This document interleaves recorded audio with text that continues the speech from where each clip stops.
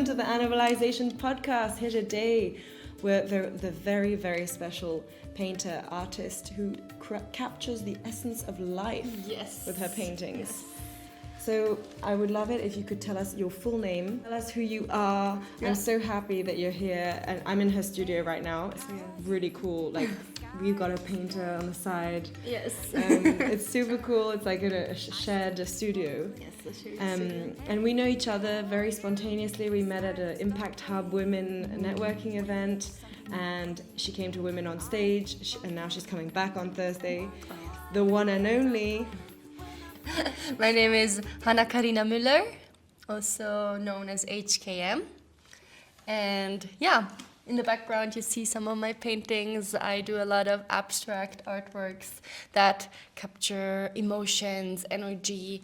Also, sometimes I paint people in a sense that I don't do like their portrait, but their abstract portrait. So I capture the energy of people. Well, that's so beautiful. A painting. Amazing. Well, welcome, Hanna-Karina. It's so cool to have you here. So as I mentioned, she's coming back on the next Women on Stage on Thursday. And I mean, look, we're sitting in front of her paintings. So I know nothing about art and paintings, really. So I really want to know your journey with it, you know, like when did you start painting? What do you express through your paintings? Take us through the journey. Okay. So I would say I already started drawing when I was quite a little girl. Like my mom showed me how to draw 3D, how to like draw a cup when I was like, I don't know, 6 or something like this. And I have like some of like the drawings like dolphins and like birds and stuff, like still something completely different than now at home. And then I was a lot in sports, so I was an athlete for 15 years. So that was actually my path, and I still painted, but not as much as like you could imagine, like as I do now, because I was training like 8 times a week. And then I was in the States when I was like 16, and I rediscovered painting because I had art class every single day, 2 hours. And then I was like, oh, maybe I should like do it more often.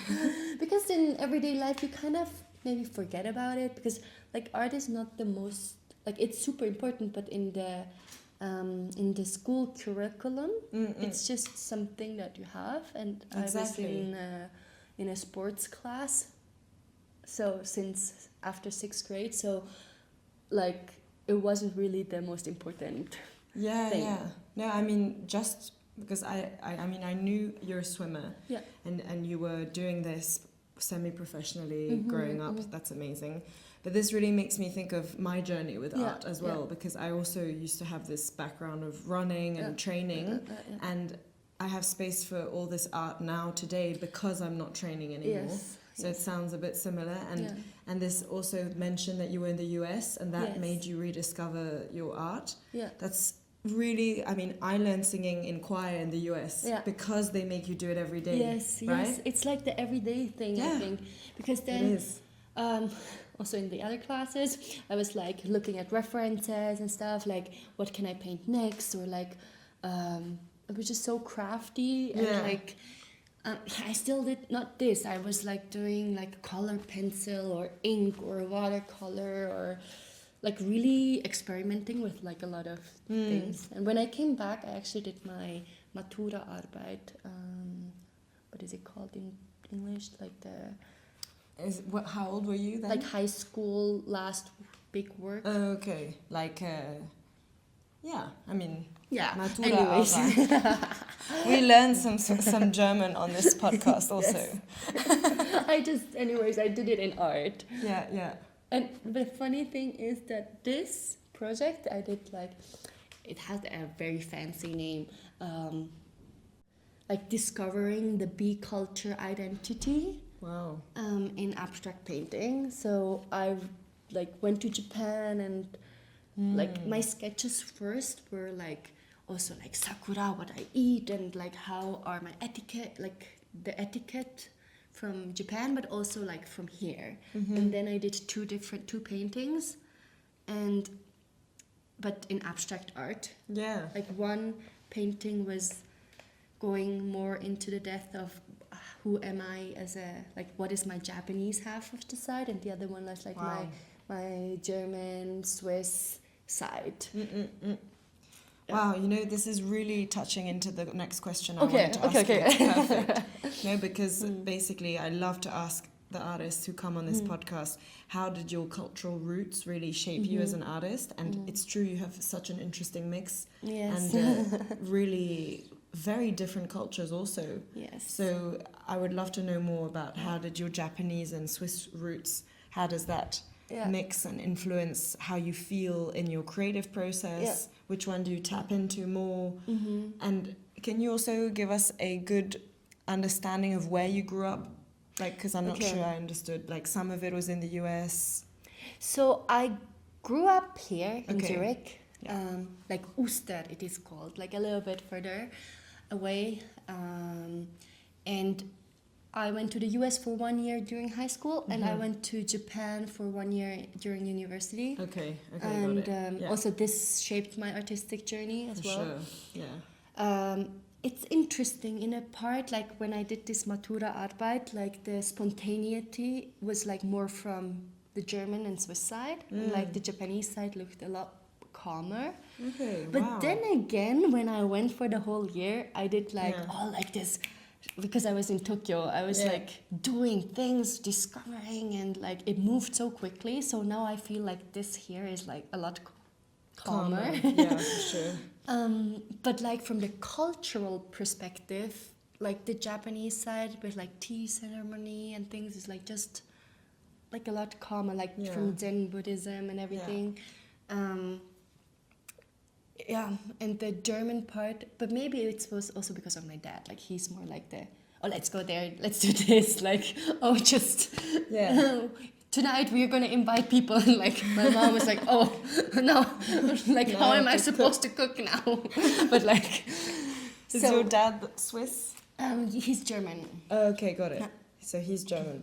So you have three cultures. You have the Swiss culture because you grew up here. Yeah. You have the German culture in your blood. Yeah. And Japanese also. Yeah. Super nice. Okay. Yeah.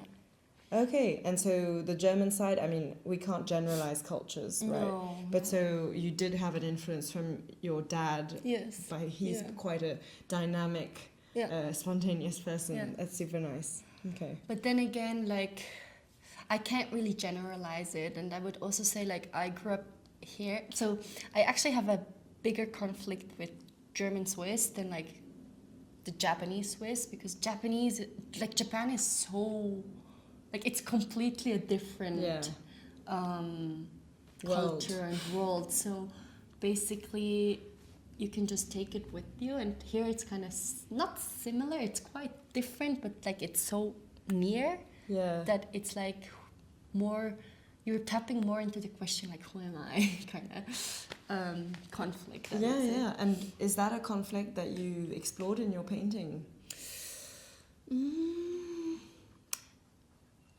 Not really. So, okay, that was the other question, right? So, I would say it's like a big conflict between cultures, as you mentioned. So, very early on, you ask yourself, like, who am I? Like, what? Because you're, like, I am not fully Japanese, and I'm also not fully Swiss or German either. Like, I'm not considered any of it. Like, here... people see me as like Asian, and I also have a lot of Asian friends. Like, I love the Asian part of me. Like, don't get me wrong. But then again, I grew up here, so I have a lot of like influence from here. So when I am in Japan, then people I speak their language, so they accept and everything. But like, they always see also the European mindset in me. So. It's like good and bad. Like, I can say what I think in Japan. Like, people usually don't always say what they think. Right, yeah. But because I have this privilege or whatever, like, because this background of having the other side in Europe, like they don't see it as offensive. Okay. Like if I say my that's opinion. nice. Yeah. So in Japan, I know what to say and things, but sometimes I can allow myself to say what I think and not make it offensive. But I think if I would have been like fully Japanese, maybe I couldn't say those things. Yeah. And so it's a nice balance. So growing up, you have to learn about this mix. Yeah, it sounds interesting. So in a way, now I feel like it's very like a huge plus for me, because I don't really like, I belong anywhere and nowhere at the same time. So in the paintings, I explore more like the human identity, like just a person who discovers themselves and like the interaction between people. And I don't really see it as so strict in a sense of this is strictly Japanese and this is strictly German or something like this, because at the end we're all humans and we're all connected and we're like world citizens. Yeah, but that's beautiful, yeah. because we understand from you have a really worldly mindset, and because you're not from one specific place, this also impacts how you do your art. You know, you're doing it for everybody, for like what you said, we're all human. And I don't think that this mindset just comes randomly either. You know, like it's how you grew up that also that shaped you, and it's so rich to have a mix of cultures. It's amazing. Yeah. And I love both sides, like both sides, and I always love going back, but like coming home, like both sides, it's coming home. So going home to Japan, but also coming home here, but also like exploring the whole world. And can you tell us like so your art, when you show it in Zurich or when you show it in Tokyo, what's the difference? Like, how do you feel like your art is intercepted differently, or what's people's reaction? That's an interesting one, because so I would say when I did exhibitions in Japan, it was more like, because it's a mega metropole, so people love to discover things that they resonate with, and they also want to identify themselves with what you do if it's resonating. So if people really like it, they were like, oh, can you make stickers? Can you also make like t-shirts? Because I want to have this in everyday life, and I like it. I want it in my phone case, and like, because a big painting in Japan is like, if you have like a huge house, it's possible, but usually like everything is smaller in Tokyo, especially. So like people like to collect more like smaller stuff, but then again here it's like a little bit of a tougher road. Like the questions that get asked are like super critical in a sense, and it's also good to be critical, but especially when you're starting out, like the energy is just different. Like, it's not like, hey, so cool. It's more like, no, I know exactly what you mean. It's true. How long have you been actually dedicating yourself to painting, like full time, and being professional, like working from this? So I would say that, so I did my first exhibition 2021. Okay. And I think 2020, it was the first time I really said I do paint. Like before, it was like hidden. Yeah. Okay. And like it was I think a journey of like saying that I'm an artist is like took a little while until like also that I'm like happy to present what I am. Not happy, but how do you say, open to present, because I think art is like a lot of work with your inner self, and you also make yourself very vulnerable, because it's showing like the utmost honest thing from yourself, like that's how I feel, like, because it's like something part of my soul that gets out to the universe, basically, and for people to look at it, which is a super beautiful thing. But then again, I have to be very open also to show this. Mm-hmm. And in Japan, when I was in Japan, I learned a lot about like this showing, and that people really like to be in this space, and that gave me the confidence to actually say, okay, I'm gonna really pursue this as my career, and my, not even career, but like just way of being. Exactly. Because I feel like I'm gonna do it anyways. I'm gonna paint and be creative, do installations probably until I die. You know? I love that your experience in Japan was empowering for you. It sounds super cool. Yes. Because it's true, when I listen to you, I get a lot of, I empathize a lot with you, with this feeling like when you show your art in Zurich or in Switzerland, it's a bit more critical. And I'm glad that you're already established and confident, and you know, you're not going to get shaken so easily.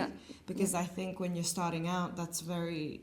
It's not the most supportive. Sometimes we just need a bit of that, because it is vulnerable what we're doing, and it's an outlier. You know, it's not everybody doing this. So I'm glad that you're already, you know, in your own vibe and confident, because you do get quite a lot of pushback as well as an artist, and that's annoying. But you know, it makes us grow also.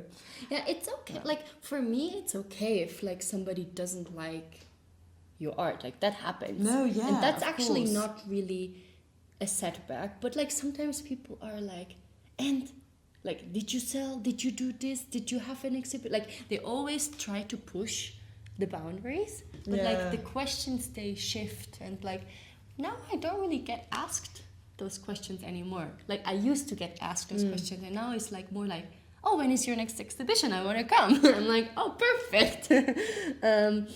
So I think it was just also people need more time to get used to like what you do, because I was known as a sport, like an athlete, and then to shift out to like being an artist is, I think it just took like also myself a while, because I was like for decades I like when I introduced myself I said I'm a swimmer, and also people remember that. So now like people now also start to remember that, or I'm an artist, or like people know I was a swimmer and that I do art now. Like, so it just takes some time, and now people are like,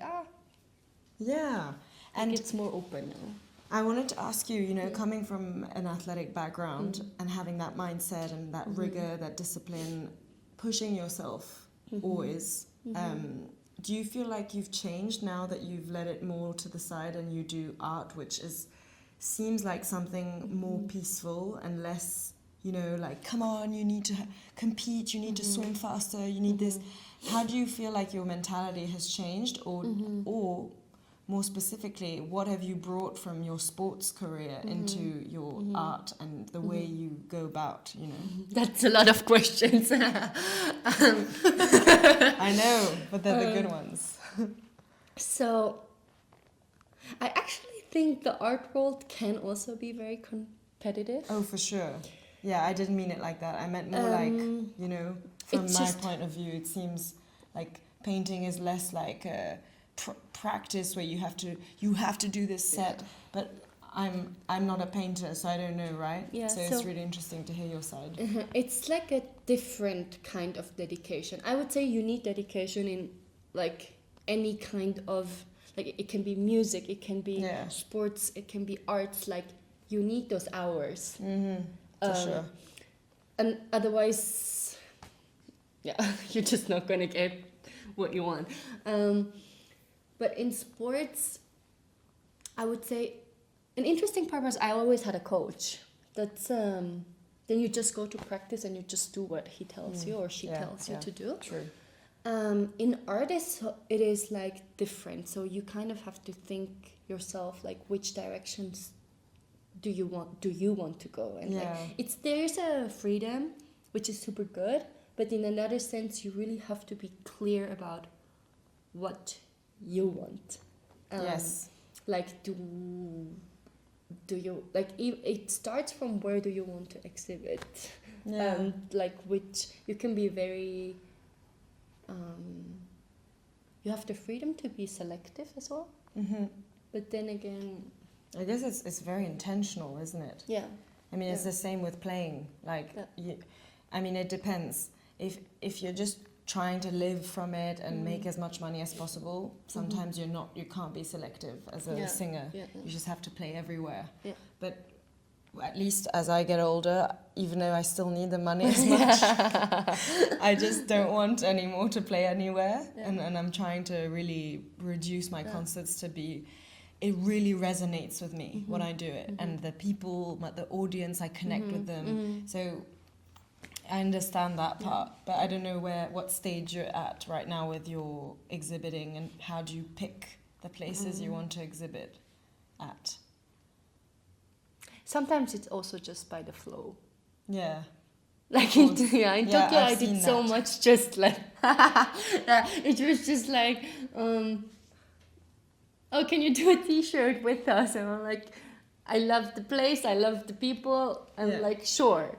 Like, sometimes it's just like, whatever I like gets into my artistic, like, I mean, how do you say, I usually say yes if I like the person, actually, the person or the idea behind it, or, Yeah, that's great. I mean, I think that's like the most, because we live like. No, I understand. I mean, that's great. That's a really good attitude. But also in sport, like in art, you can also get like a downward spiral as well. So it's important that I could be in the studio the whole day and just paint the whole day and like forget eating or something. Like, so I think as an artist, it's also important that you have your other pillars basically stable, and like that's just my opinion. There's like a lot of different artists that do, like, you can also say that if you just rip yourself apart, that you can unlock a whole different artistic journey or something. But like for me, I like doing Pilates sometimes, doing like go for a swim. It's also important, like just living and for sure. Like, and I mean, you started saying what your essence is as an artist. You know, you said at the beginning you capture the essence of life in your paintings. So for you, how do you go about with your paintings? Is it, do you paint every day something new, or do you have specific goals of I want to have a new painting by this time, or it's just you go with the flow, you inspire yourself from your life? I do inspire myself from life and the people I'm surrounded with. But then again, like, this is maybe from the competitive side, maybe still. Like, when I have an exhibition coming up, like, then the paintings, they get, like, done, you know, like, by then. Then I can stay up until 3 at night and paint and sleep 3 hours and then paint again. But I don't think it is healthy, you know, like, it's not the healthy way. So in a usual week, I don't necessarily do that. But like, good. It's just you always feel like you always have a lot of time, and then when the exhibition is coming up, you still have to finish everything. But then again, now I have a collection that if it's like not my solo show, then I have a few paintings that I can always exhibit. Like, that's easy. But if I do like a solo show or like a group show where I really want to show my new pieces and stuff, then it's like a lot more like, of course, like this. So then I would actually love to know the story behind one of those two paintings, if you don't mind telling us. So this is still in the making. Really? Yes. Wow, looks so good though. Yeah, this is inspired by like your inner self, the core, Yeah. but then also the warmth that surrounds yourself and the spontaneity. Spontaneity. Like Yeah, I get it. Yeah, that is the word, spontaneity. Yes, correct, that one. And I kind of tried to make this in a sense of like the inner is a little bit calmer this time. So usually I have like a lot of explosions basically going on. Yeah. But here I tried to make this like calmer and then glow it outside. Yeah, I see that. The blue is calmer. Yeah, so it's like, yeah. And is that representing you or? I would say at the moment, yes. So this was a painting Yeah. I started maybe February or something like this. And then Nice. So you are in a calm inner yes, I would space say right now. so. Yeah, like one of the I would say so. Yeah. Like calm but also like exploring new things or like I'm always up for like an energetic thing. Like I always love adventure, so it's I think so the word of this year for me is balance. Balance. Yeah. So balance in every aspect, like from calmness to adventure, because if you chase adventure, you can always chase adventure, but I feel like you also need calmness. But if you're always calm, it's gonna drain you too. Yes. Like I can have a whole morning thinking about things and then writing it down, but I feel like if I do that all the time, it's gonna be too much. Like then you have to get out and explore, and like this also balance. Do you think your painting is a way for you to find your balance? Definitely. I think my paintings, also for myself, but also for other people, is like the feeling that you get out of it is like resonating in some kind of way. Like this is more calm, this is more pulsing, for example, but like this is very energetic, for example. It has like waves and spirals, and but it's blue, so that's calming again. But I would say for myself, it's always apart from myself, like as an artist, but for the other perspective, from the viewer's point of view, it really depends on in which stage of life you are and to which painting you resonate, or what colors your sofa is or something can also be like the point of which painting you like more than the other, or like which is your favorite color. That's gonna make an impact as well. And what about the one up? Like the small one? Yeah, the small one. This is called Sonnenpuls, and it was in a triptychon, like 3 paintings together. Oh, cool. And the Sonnenpuls is in German this time, because I did like Sonnenpuls, Serendipity, and Hibiki-ai. That's like Japanese. So I did like all 3 languages in like cultures. And this is about finding or being yourself, this first one. So I feel like if you're, like, as an individual, if you know who you are, the more you can shine, and the more you can be authentic. Yes. And the more you're authentic, the more you shine. So really doing what you love and starting to just create yourself, and that's gonna make you shine anyways. Like I would say that's the only way to... Yeah, I mean, I completely agree with you. Perfect. Completely. Yeah. I don't need convincing on that. I agree. And I can see it a lot in you. And the more you tell me about your paintings and the more I get to know you, the more I'm convinced of that as well. you know, I remember when I first met you, you told me that you organized some events also for other artists, Yes, and you bring people together. You know, when I met her, I really thought, oh my God, why haven't I met you earlier? So it was really, sometimes you just get a lot of synergies with people, and I would love it if you told us a bit more about these events you like to organize also. Okay, so I have different things I do. So sometimes I do like sip and paints, for example, where people who want to be creative can be creative, or like they have a person that they can ask how to like use the brush or something, or which colors to mix to get this color, and that's more of a workshop that I do. But then again, I also do evenings with artists themselves, like then it's more like a co-creation thing with Art Echo. That's our collective, and we do like sometimes we do rotations, and like people are coming maybe from drawing, some people more from painting. Then it really depends on who is there, and then the artwork is so different then.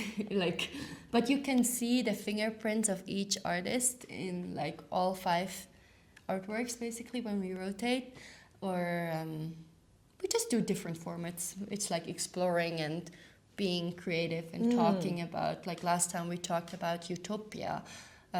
Super interesting topic, because like utopia is, for example, a dystopia for another person. Amazing. So you also bring in like philosophical topics. Yeah. I would say so. Like I'm a very philosophical person too. That's awesome. People need that. People need events like this. Thank you. I need that. I want to come. Yes, of course. When's the next event? Doing in actually next week. You do really? one? Yeah. Yay! Yeah. That's so exciting. And then in April again, sip and paint, because the sip and paint was just 2 days ago. I did so many things. It was like this weekend. Okay, yeah. But cool. I do it like every now and then. So I love that. That's really awesome. And so one more question about you know how you use your art as a tool in your life, for yourself, for others. Maybe you can develop a little bit on that. How I use art. So I also thought about not doing art, and that's not possible. Like I would die. Or like so I think it's also a tool to like express myself. Yes. I thought you were going to say a tool to live. Yeah, it's a tool to live. Like, no way, actually, like, the more I talk about art and the more people see that I do art, like, I get into so many interesting conversations. Yes. Like, when I travel, I always have my travel art. Yeah. Kit. Yeah, a kit. Yeah, so you can just paint anywhere. Yeah, and then I just have like the most random conversations with people, like. So cool. And then. So I interview sometimes people and draw something, and I think that's the way I can connect with people. Yes. Also with talking, but I used to be very, very shy one day. Really? I would say so. Wow. Like in primary class or something, I would say. Because I would say I was more like thinking. You know, before I was talking. Yeah, I know what you mean. And do you feel like you've evolved into the bubbly, confident person that you are today, also because of your art and talking about it and opening yourself over and over again? Yeah. Like my paintings used to be a lot more darker than they are today. Yeah. And I would say it's a way of discovering yourself as well, but then also like I would say discovering yourself as an artist, what you like, and I just know this is something that I want to leave to this world when I'm gone. Like something that is lasting, that is colorful. Yes. Because there's already so much darkness. So this is more of this kind, what I want to leave here, and the mindset that I want to leave. I love that. So honestly, I'm super inspired from listening to you and being in your space where you create. Thank you so much for inviting me. You're a really inspiring, beautiful person. Thank you. Thank you so much. I knew it because when she came to Women on Stage one day after meeting me, I said, she's a keeper. Because it's so rare to find people like that. Yeah, she was like, can you come tomorrow and bring some paintings? Like, I'm gonna sing. I'm like, let me check. You know, I could have been a crazy bad singer. No, but like you looked already like you're it's very right. Trustworthy. That's good. But it was like around the block anyways. Like I could walk there with my paintings. So. Yes, it's perfect. So super excited that this Thursday Hanna-Karina is exposing again. And also, you know, I'm going to be putting up all the links and her Instagram and all the pages you can follow her on. And I want to go to the next event as well. Perfect. So thank you so much again for inviting me, and can't wait to see you very soon at Women on Stage. And thank you. These are gorgeous, everything. I'm refreshed and inspired. Oh, thank you. Bye. Bye-bye. Thank you so much.